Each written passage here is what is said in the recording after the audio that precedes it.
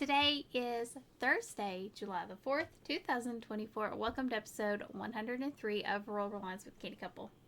Happy Independence Day. Happy Independence Day. I'm Julia. I'm Aaron. And we're a small homestead family in rural Southwest Virginia that work every single day to be less dependent on outside sources, merging homesteading and frugality. And part of that is frugality can sometimes feel like You can't make any changes. Can't make any changes. Like, I've already cut everything I can. And we've been there. We have. We've been there many times. Many times, like, how can we cut more? But you can get innovative, and that's what we want to talk about. We want to talk about getting innovative with your frugality and not getting in a stalemate. Because frugality can feel like a rut. It can. It can, especially when you think you've made all your cuts and you're like, every change you could have I'm made. done. Nothing's ever going to change. Yeah, so today we're going to give a blueprint of what we do and 2 real examples. Yes. That we have had in the past few years that we've been working on. So, frugality, you already feel like you're depriving yourself, and you're not supposed to when you're really practicing frugality. Right. Now, if you in dire need, sometimes those situations might have to happen. It might. Like that. Yeah, but for the most part, if you're just living every single day, you're doing your day-to-day stuff, you're not, it could get boring. You're like, God, my friends are going to the movies. They're doing all this stuff. We used to go to the movies all the time. We did. We did all kinds of stuff. We would go to the movie at least once a week, if not more. Once a month. Well. It was once a month. Well, when we were dating, it was once we were dating, it was once a week. At least once a week. When they had a movie out. Don't ask me the first movie took me to. I was worried. I was very worried. I was like, I don't know about this. The commercials looked really good. The commercials did. It wasn't, no. It wasn't it like was the commercials. Not good. I was like, if he likes this movie, I'm going to have to rethink this man. But it could feel like a rut because you might not feel like you're getting to do anything fun. Right.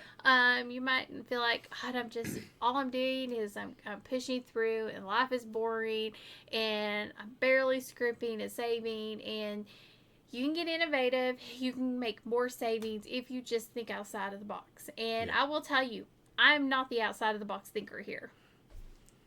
That's him. That's his role in our relationship.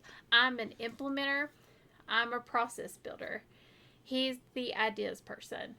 Ideas, but I do like processes. He does. He's just not as good at it as I am. Debatable. Are you really? Really? He's not as good at it as I am. He can't build a process in his head. Well, I write it down. You write it down, but you can't build it within like a couple of minutes and see how it's going to work and see all the things that are going to go wrong.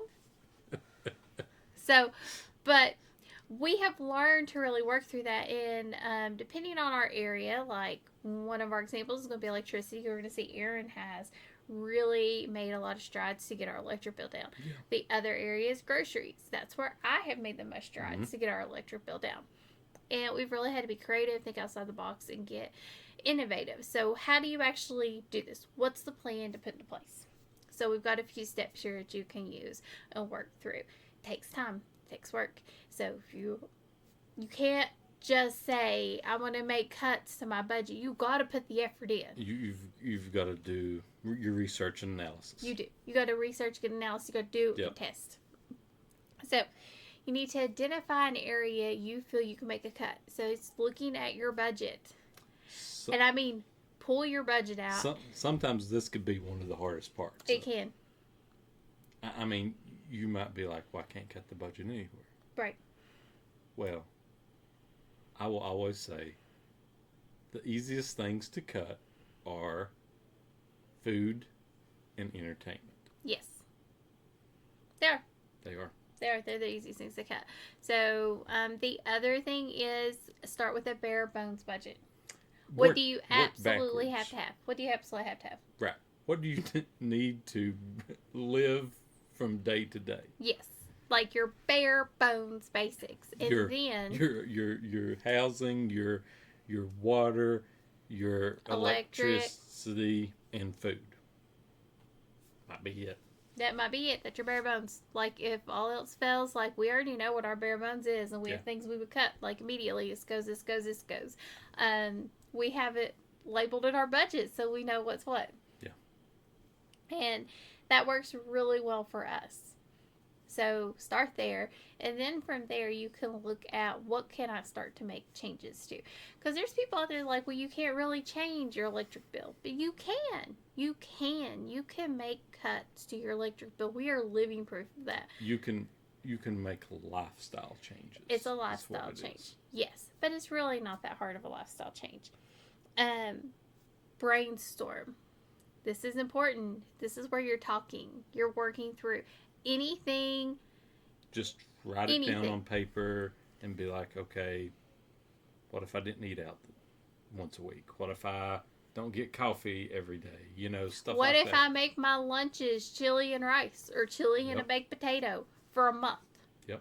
You can make one pot of chili. This is actually what I did. That's what she did. I'd make a big pot of chili. I had these little bitty containers. I would fill them up, and it would give me, what, like a month and a half? Mm-hmm. I mean, huge pot of chili, month and a half.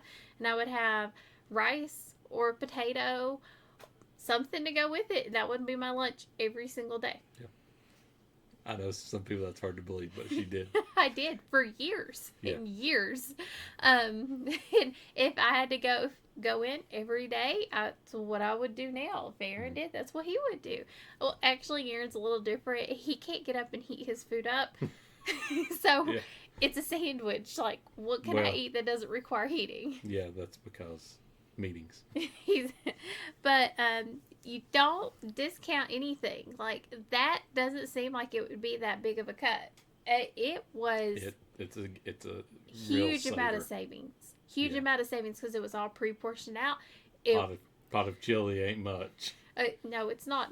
You could stretch chili. Mm-hmm. You put enough beans in it, you add rice, you could stretch chili. And you didn't need much if you added it to a cup of rice. Just a small, I mean, we're talking, God, they were like half a cup containers. Probably. They were little, and I had a whole shelf in the freezer just stacked. If we would pull them out, and they would be thawed the next day. That's what I would take. Mm-hmm. Throw the spaghetti at the wall and see what sticks. Not literally. Yeah. Well, people do that sometimes to see what's done. That's a real thing. What? We don't do that, but If you want to, go right ahead. So you're to throw everything you can. Any idea, no matter how crazy, just write it down. And if you can't think of any, Google. There's plenty of frugality groups on different social platforms. Join one of those. See what other people are thinking or done. You know, see if that's a good idea for you. Aaron does this. He'll go look at different ideas and different things. I will go through. I will say though, one this week was about cutting electricity cost, and I was like, "Am I in the frugality group?" Because $500 to $1,000 are what most people saying in the frugality group. So I'm hoping this sort of helps some of those people in this situation. It's crazy. Yeah. It's crazy. I actually was reading one that we're talking about, going there. It's a non-tox group. And they were talking about how do you do this on a limited budget. They mentioned their budget. And it was one of those things where you got to make your choices, and you have to learn different things, but the different ideas that people had. And a lot of people were like, well, no, food has to be this. Like, food, you can't do anything else. It's like, well, why don't you just grow your own? Yeah. Grow your vegetables, which you can outside on your balcony. Right. Like, you can help cut your costs a lot. A pack of lettuce doesn't cost very much. You get yours. A thing of lettuce at the grocery store costs a lot anymore. It costs more than a pack of lettuce does. You can get a lot more yield. You can start cutting it off and having a lot.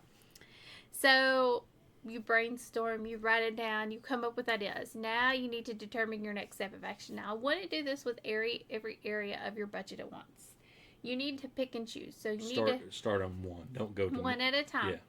Because these are lifestyle changes. So they say it takes 30 days to build a habit. For me, it takes probably closer to 45 days. I'm one of those people, when I have a habit and I'm trying to break it and replace it, I have a harder time breaking a habit and replacing it. Aaron does too. If you're a process driven person, I feel Yeah. like it takes us a little longer to break a bad habit that we're trying to replace with another habit. So stick with one because you're changing, a non-frugal habit to one that's hopefully going to be more frugal for you in the long run. Right. So give yourself some grace and some time, one at a time. Determine what you're going to do. This is important. You got to write it down, put it somewhere, make sure you see it. This is what we do. You know what the plan is. Everybody in your house knows what the plan is. If the plan is we're not flipping on the overhead lights, like all the can lights, I refuse to have can lights put to my house because I just saw that as a money waster. I was like, I don't need them. I don't think you should have to get up on a ladder to change a light bulb. Well, I would have to, but Well, she would have to. But Aaron was like, when we updated our house, we made very specific changes, and one of the contractors actually told us, no, you have to get can lights, and he was automatically off the list because we knew we did not want can lights. If that's your decision, let's not turn on any of the overhead lights and only use lamps. Everybody in your house needs to be on the same page, because if they don't know we're not turning on the overhead lights, somebody's going to flip them on. And again, it's habit. You could also put like blue tape over your light switch. That'd be a good option. that would be good. I will say our little one even knows when the light's on overhead. Turn it off. Turn it off. Turn it off. Something's wrong. Something's wrong. Turn it off. Depending on what's going on, because we use lamps to add light, windows, natural light. That tends to be how we light up our house, and it works out really well for us. It's our personal preference. It is. And that's just an example. Like, I know a lot of people would feel that's unreasonable. We're okay with it. It works for us. But whatever you're looking to do, figure out how you're going to do it. Implement. This is important.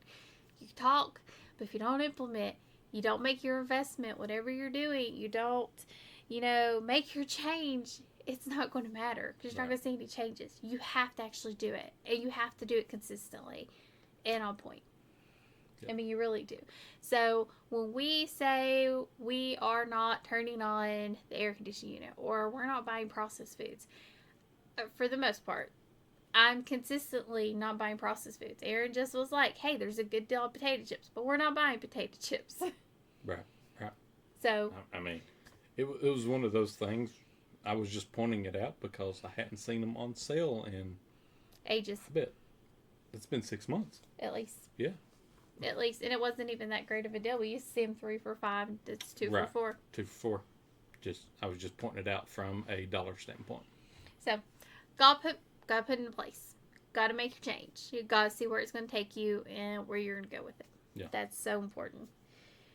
Once you put your change into place, give yourself a set time frame. How much time do you need to see this go into effect? Do you need a month? Do you need a week? When will you start to see savings? I would say most of these, depending on what you're doing, it's going to take a month, 2 months, sometimes maybe even 3. Right. It depends what type of change you're implementing of how long it's going to be before you see that. Like if you're changing your cell phone bill, and if you're paying like $60-some, I would really look at changing your cell phone. I was just talking to one of my friends today about that. He said they were paying over $100 right now for 2 cell phones. And I was like, we're paying $40. And that might even be a little low or right. It's somewhere around it though. Yeah. Either way, that's what we're paying for 2 because as you might know, we do Mint Mobile. It has, I will say coverage at the house is better. Yep. Coverage in town is perfect. Coverage out in the countryside might not have been as good as some of our previous ones, but it does what we needed to do. And we have the ham radios if something were to happen. Exactly. Aaron has a way to contact if he needed to. Yep. So we are covered for an emergency situation. But that was a really good change we made. Now, we saw that change immediately. That was one. So, well, maybe not immediately because that first month you pay up front with them. You pay up front, yeah. So, and if you pay up front for the year, you get it a little cheaper. So that first month you wouldn't have seen it per se but the following month you've already paid for it for the year. Yeah. So you pay for it up front. Yeah. We just count it as As part a of a monthly- sinking fund and then just Yeah. push it through. It kind of works for us. But you got to implement, put it in place, and then now we're going to reevaluate. We're going to look at our progress. This is what Erin does really, really well, depending on what we're doing. Now, for us, how we do this, we do, depending on what it is, we check in every couple days. We do. Every couple weeks, every week, because we're touching the budget every single week. We can look at our electrical usage, we can look at our grocery bills, all of these things. We know what's going on. We know what the other person's trying to accomplish. Erin knew last week my grocery budget needed to be $40. Yeah. Because that's what I had to spend. We had gotten some really good deals. There weren't really a lot of good deals. Now, there was something at the grocery store I wanted, but it wasn't in the budget. And he's like, well, that didn't matter. You could have gotten it. I was like, no, it wasn't in the budget. So we didn't get it. And that's how it works. It really is. Yeah. Like that's how it works. We have a set budget. We know it when we go through. I know approximately how much we're going to be spending when we go into that grocery store. I could get it down to the penny, but I'd rather approximation works better for me. Yeah. I'd rather be over and under in the budget. She's always an overestimator. I am. I admit that. He's an under, I'm an over. And we kind of have to meet in the middle, but we always estimate over. Yeah. I get that. I win that fight. Now, you might need to make adjustments. You might have realized this process isn't working for us. Or we need to change this process. This isn't really flowing well for our household. We're missing some items. Something's not working out well. So maybe you're like, okay, we're going to cut out all prepackaged processed foods. It's going to save us a bunch at the grocery store. For some people, I know that might be a scary one, but it's doable. It is. But maybe there's like something you have to have prepackaged and ready to go. And like for us, it is straws. I like to have them for the diaper bag, veggie straws. Yes. It's an easy one to grab and go. I also have other little treats to have if I need them, but veggie straws is something really handy. I also like to have something for breakfast if I need to grab it and go, like a fruit bar. But I don't have to have as much as I did before. No. Not nearly as much. So cutting all that out has saved us a lot on our budget. A tremendous amount, honestly. And so maybe you make that change, like one small change. And you're like, well, I cut all this out and we have all these activities and it's just too much work for me to come over here and put all these little snack bags together. So maybe you need to find a way that you could put some sort of treat bag together or something ahead of time that it's a little bit easier for you. I know being a parent on the go is hard. It is. Yeah. Even with one child. If I'm not constantly on top of that bag, we're not going to have what we need. We don't just have to have the bag. We have to make sure we take a gallon of water with us, even going to the grocery store. It feels like it. It does. Well, it is like that. Well, maybe not a gallon. A half a gallon. Half a gallon, probably. Half a gallon of water to get to the grocery store, because it'll be gone. Yeah. And so it's just one of those things that you have to learn as you go, make adjustments, make the changes you need to make. And if you're making a small change to your budget, and even if it's just a little bit, remember, pennies make dollars, and dollars lead to big savings. Yep. Small changes matter so much when it comes to frugality. They do. And I think people discount it because there's the new thing saying, well, cutting out my coffee is not going to save me any money, and cutting out eating out is not going to save me any money. Yes, it does. It does. Saves yes, a lot of money. it does. And we're not telling you not to eat out. We're not telling you not to get your coffee. Set a budget. For eating out. Yeah. We have a budget to eat out. Mm-hmm. It's a set amount. Right. And we stick to that. We do. We are very careful about that eating out budget. Extremely careful. And it's just one of those things that you have your budget for it, you stick to it, and it's set. Yeah. Yeah. And then if you needed to, it's one of the first things to get cut. If you're in an emergency situation, you don't have to eat out. That's a want, not a need. Exactly. So, those are our steps. Now, you might have to repeat this if you have to reevaluate. Mm-hmm. You might have to go through it from step number 1 or step number 2 down to 5 again. Just until you figure out you start to see the savings you want to see. And you could constantly be readjusting and making changes as you do things. It becomes easier the more you do it. the more you think about it, I would say. I mean, we kind of adjust on the fly now to small changes when we're We do. talking about them. We do. It's a lot easier. The biggest problem is the implementation, the habit.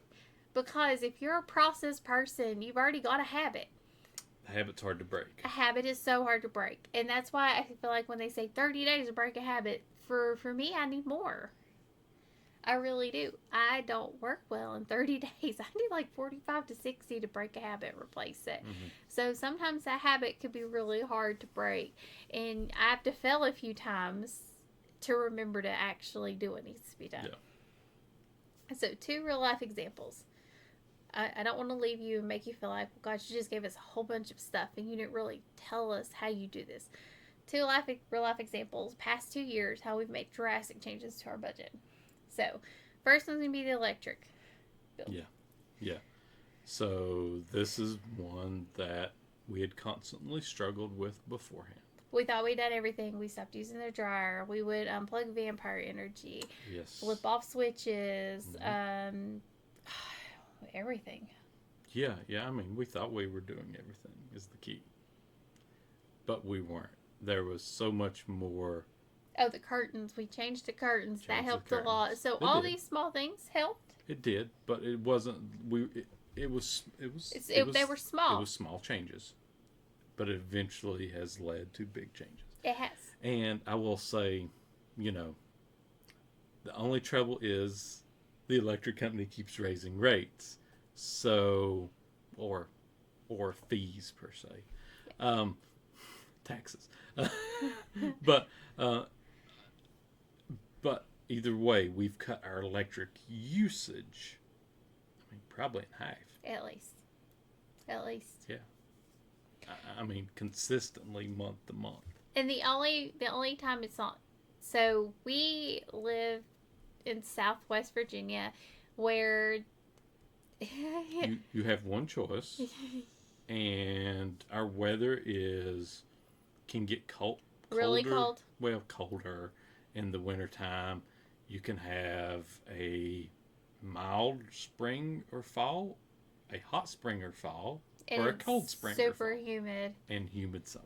And most of the houses are built where your pipes can be frozen, mm-hmm. and it can really destroy your whole system because they've built them underneath in basements, which they're easy to access, but they're easier to freeze. Yeah. So, and a lot of the houses around here have an air conditioning unit. It's a heat pump. Most people around here in this area have heat pumps, so it does AC and heat. Yes.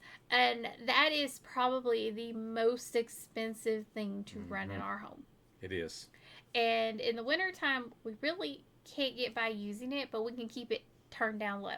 Right. So the things you hear about turning your thermostat down, etc., that does help from us with a heat perspective. It does. So in this year, we can turn it down even lower because we have the wood stove. Upstairs will be comfortable. Right. Downstairs, we just need it warm enough to keep the pipes from freezing. Mm-hmm. Like, we won't turn it on 32.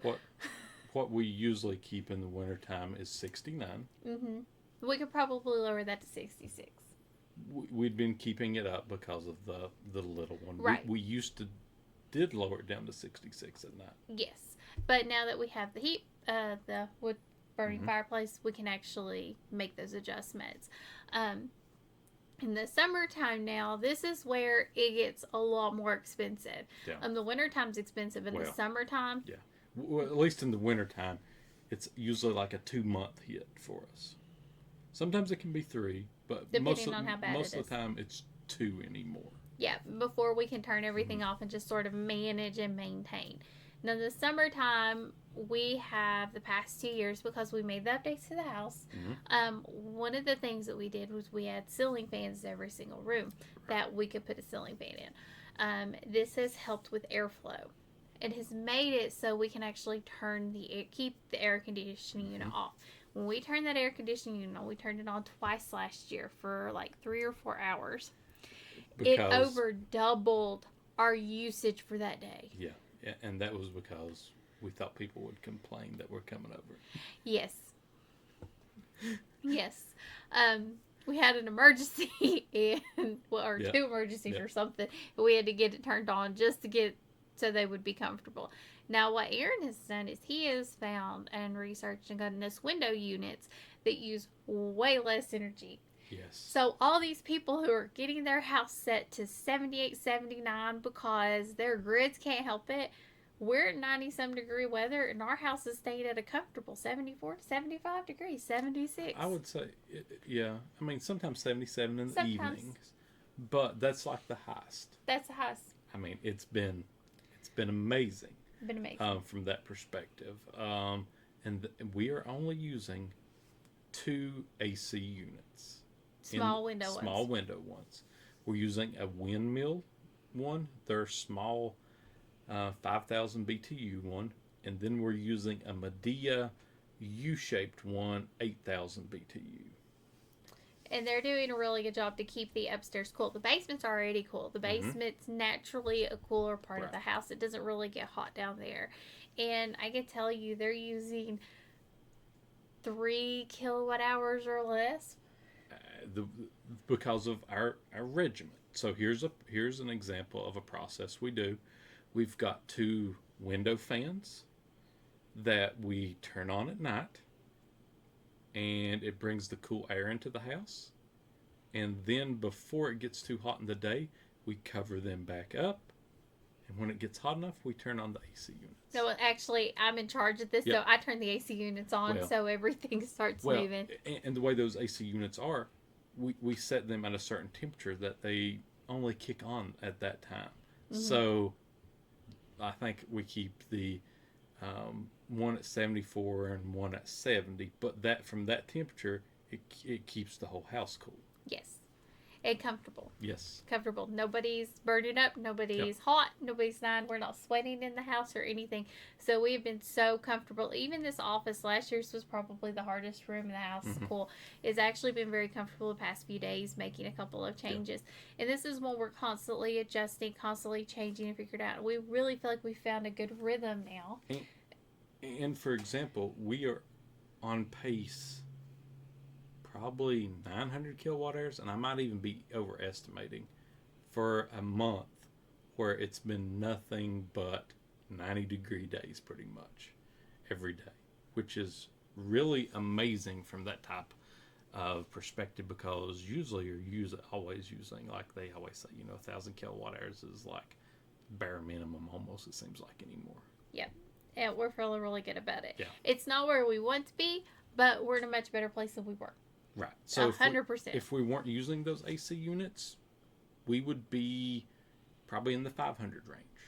So it's adding, it's about doubling that per se, almost. But It's way better. If we turned on our heat pump, we would Before- probably be like 1,600 kilowatt hours. if not more. If not more, right. If not more. And it's not because we didn't get an efficient one. We did get one that was pretty efficient for at the time. For the time. But they're just not made to be efficient. Exactly. And that's part of the problem. Mm-hmm. So we're seeing people having electric bills in our area $400, $500, $600, $700. They feel like they can't make a change. Right, and I've seen a few people talk about $600 and $800 ones here recently. It's crazy. It's absolutely crazy. And we know a lot of people are struggling with the heat right now. Mm-hmm. And and the other thing we have done is I've started cooking at night. And Yep. Aaron's been like, well, no, it's supposed to be a little cooler. You could cook during the day. And he's like, I'm like, I'm really glad I didn't cook during the day. He's like, I am too, because it would have heated the house up. Mm-hmm. So me cooking at night, just making that small change to our schedule has really helped us maintain and keep the house a little cooler, because we're not struggling to try to keep Right. it cool. Those units aren't working as hard. Mm-hmm. It's a lot cooler outside. I can use that air to my advantage. Yeah. And if you listen to our last podcast, we talked about we did replace one of our portable ACs. It was an investment because it was using 800 watts all the time, consistently. I think it's like 820, 830 actually. Would never drop below that all the time it's on. Well, the other unit we got now at peak when it's putting out is like 400 and some watts. But most of the time, where we keep everything cool enough, it just maintains that. So I'll run 100 watts here, 200 there, 30 here, etc. And that turns off. And that has been, a game changer from that perspective. And I don't spend a whole bunch of time doing this maintenance. All No. I do is in the morning or that night before, Aaron looks at the schedule. He looks at the Mm-hmm. hour by hour. He's like, okay, around this time, I make sure I get it before. So if he's like, supposed to be like 75 by 10 o'clock. Yeah.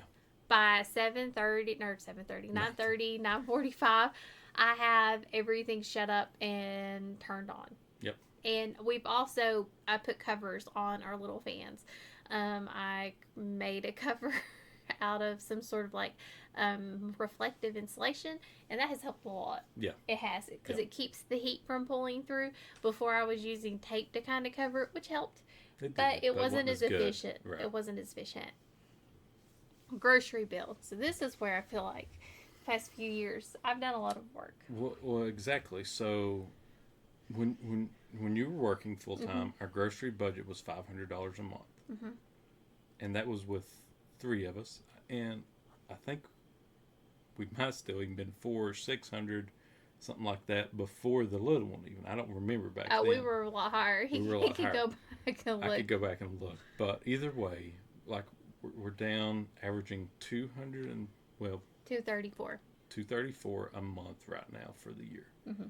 But our budget is $300 a month. So how I've done this is I looked at the budget. I looked at my time. When I was working, I had a harder time with this. Exactly. Because I needed to have quick things on hand. Now that I'm not working and I have a little bit more free time, not much, a little bit, and I can still make more changes, I feel. And that's probably like 2 years down the road where I cut our grocery budget again. But for right now, this is a good place for us. We're saving a lot of money. We're saving a lot of money. So one of the first things to do is I cook a lot of things from scratch. Not everything, but a lot of things. I cook our bread. I cook a lot of our snacks, our desserts, all of that from scratch. I try to cook as much of that as I can. I've cut out the majority of our processed foods. Yes. And that has helped a lot. You would not believe how expensive they are. Like, so... Convenience items. Yes. They raise the prices up on them on purpose. Yeah. So we've cut out all that. So the chips and all these things that we used to have, really didn't need them. Right. I didn't need them. I do keep crackers on hand. We do eat crackers.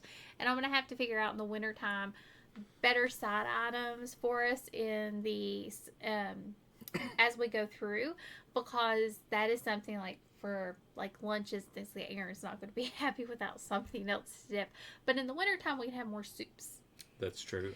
And we eat a lot of soups in the We wintertime. We do. So soups would be a lot better in the wintertime. But in the summertime, sandwiches tend to be our go-to.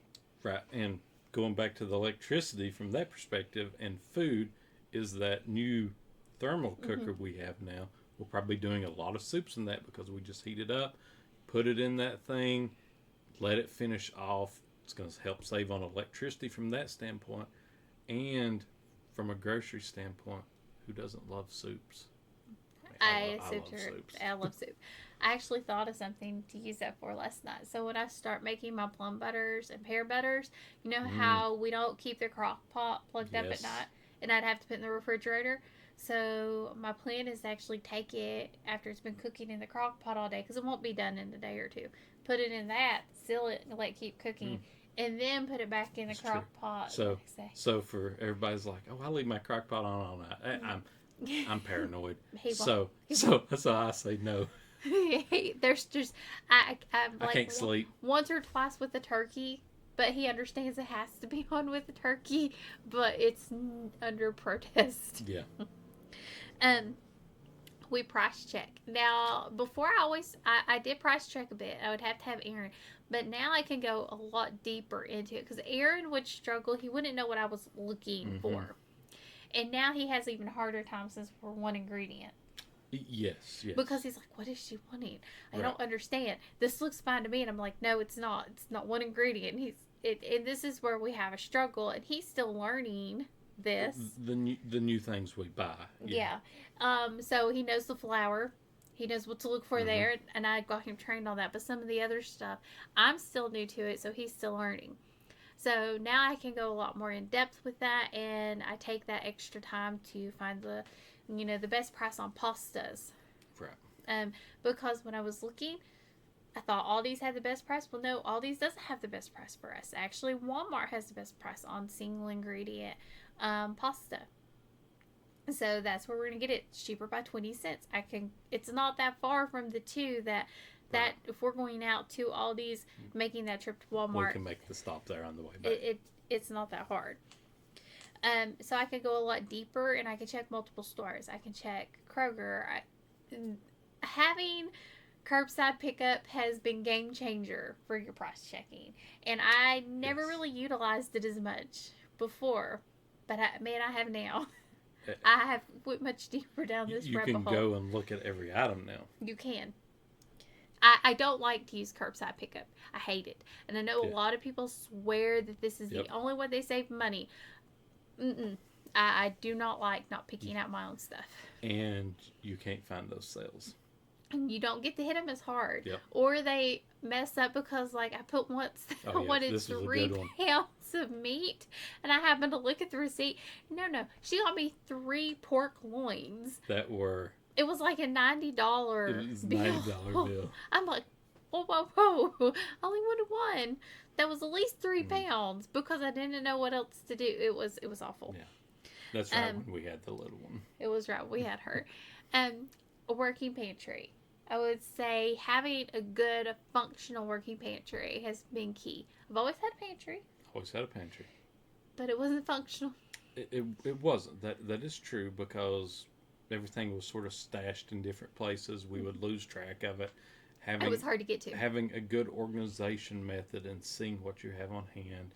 I know some people even get to the point of, making a list of when something runs out date-wise, to try to make sure you have a plan to use that first. I've been rotating, so you're not seeing it. No. But whenever I put something in, I put it in the back. Okay. So I'm rotating because he doesn't put up the dishes. He doesn't put up the food anymore because he doesn't really know where everything goes in my pantry, and that's kind of True. an unspoken rule. Don't touch my pantry unless I ask you to, or unless you're getting your specific snacks, because he doesn't work in it. Yeah, I'm like, where's this? Where is it? Where can I find it? And it works well for us because then I'm not stressed because he's putting things in the wrong place, and he knows where the things he needs to get out of it is, and he doesn't have to be stressed that he's putting food in the wrong place. Right, true. Which is what it would be, but it works. And I'm not stacking it the way you want or turning it at the correct angle the way you want. I want to be able to see. I don't want to see the ingredients. I've already looked at the ingredients. I want to see what the front of the can says. But it has helped having a good system for a working pantry. Now, I just talked about this on my podcast, and if you don't have a good working pantry, I saw months ago the idea of using the shoe cabinets, thin ones. Somebody had put them like underneath a window in their dining room along a wall. Or I even think you could probably put them underneath a bar because they're so thin. You can get them like 10 inches deep, and you could use those as a way to help create more storage in like an unassuming place for your kitchen. It's an idea to throw out there. Anywhere you could throw something. I just had an idea to add more storage into my dining room that I'm going to have to look at and see if I can actually make it work and how much space it would take. I'm always looking for ways to add more room into my kitchen, add more storage into any room that I need to. Expanded my meal prep. So we're always been about meal prep. Having as much ready, so a good example is great is the meatloaves. Yes. Is that where you were going? I was. Oh, go ahead. No, go ahead. No, I was going to say, so we always had trouble figuring out what we wanted to eat, like maybe Friday afternoon, Saturday afternoon, where we had, Sunday afternoon. Well, usually Sunday we have what you're cooking for the week. No, Sunday evening, but Sunday afternoon for lunch. Well, lunch. I can say afternoon, evening time. Either way, from that perspective, we always had trouble figuring out what to eat. And we was like, what do you want? What do you want? We never had anything ready, always trying to figure out something. So now she's made these pre-made barbecue meatloaves. And they're amazing. Yes, they are. They're really, really good. good. Really good. It's such a simple recipe, but having food in the freezer ready to go has been absolutely a game changer. This is probably what I'm going to be spending a lot of my winter time on when I'm not canning and doing other things, is getting more of these things in my freezer, and figuring out meals for winter. Having tortillas in the freezer, homemade tortillas. Has been a big help. With canned chicken, I can throw anything Yep. together. This is an easy meal, an easy lunch for us. So this has worked out really well. And expanding that, because I didn't have the bandwidth to add that to my list before. Right.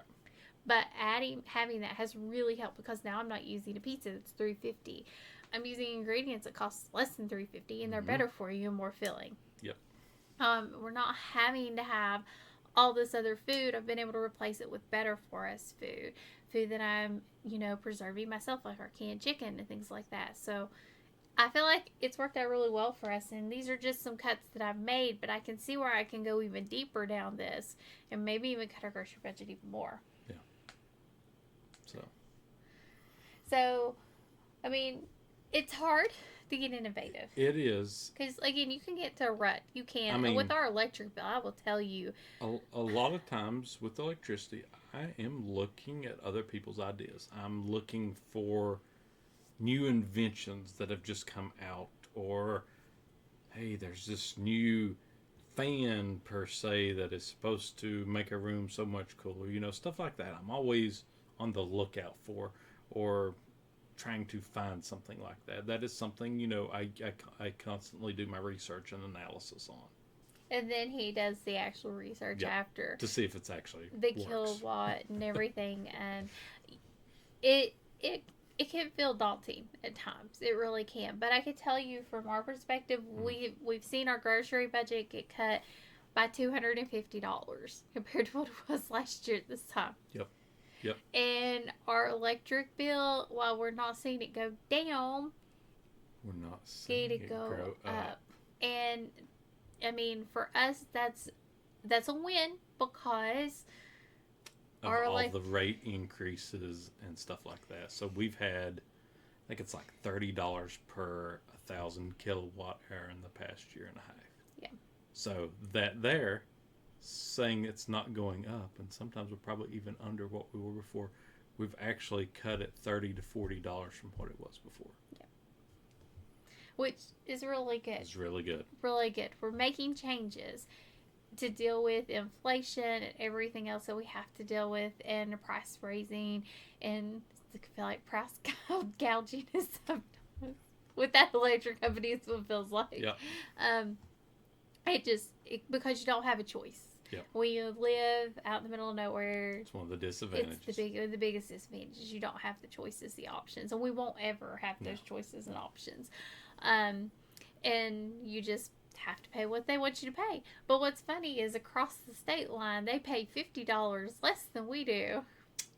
And we are 30 minutes, maybe even less, away from the state line. On their website. You see on their website. On the website, same company. But our state has allowed more price increases than the other state has. But the other state gets better tree services. Because the state helps pay for that. Yep. It's crazy. I know. It's crazy. But for innovation, what do you think is the most important step? I don't know. You don't know? I think they're all important. I would say the implementation. Probably so, because it is the hardest. It is the hardest, especially if you're not like a... I think it's hard for anybody. If you're free spirit, it's hard to create structure. Mm-hmm. If you're... Because some people are free-spirited. They don't like the rigid... Yeah. They don't like rhythms. They don't like structure. But if you're structured, changing your structure kind of hurts some. Yeah. So I think for everybody, that implementation is probably one of the hardest. You could talk it to death. And I'm a talker. I will talk it to death when it comes to these things. And Aaron will too. Yeah. Because this is how we make changes and we make decisions, and how we determine what's right for our family. And we can get into that too hard, but when we implement, I think that's where we start to see the big changes. Agree. Well, if you've got any comments, questions, you can either leave them down below or send them to thekennycouple@yahoo.com. And make sure and go over and check out our link tree right down below here. And you can find links to all of our other social media that we're on. If we're on one that you would prefer us on, send us an email on that. We'll join up, and maybe it's one we want to be on as well. And if you have an innovation that you've done to completely change your frugal world that's helped you save so much money, Yes. leave those in the comments below or send them to our email. We would love to hear them and see them and share them. And as always, thank you for joining us on Rural Reliance with the Candy Couple, where we work hard, live simple, and enjoy life. Have a wonderful day.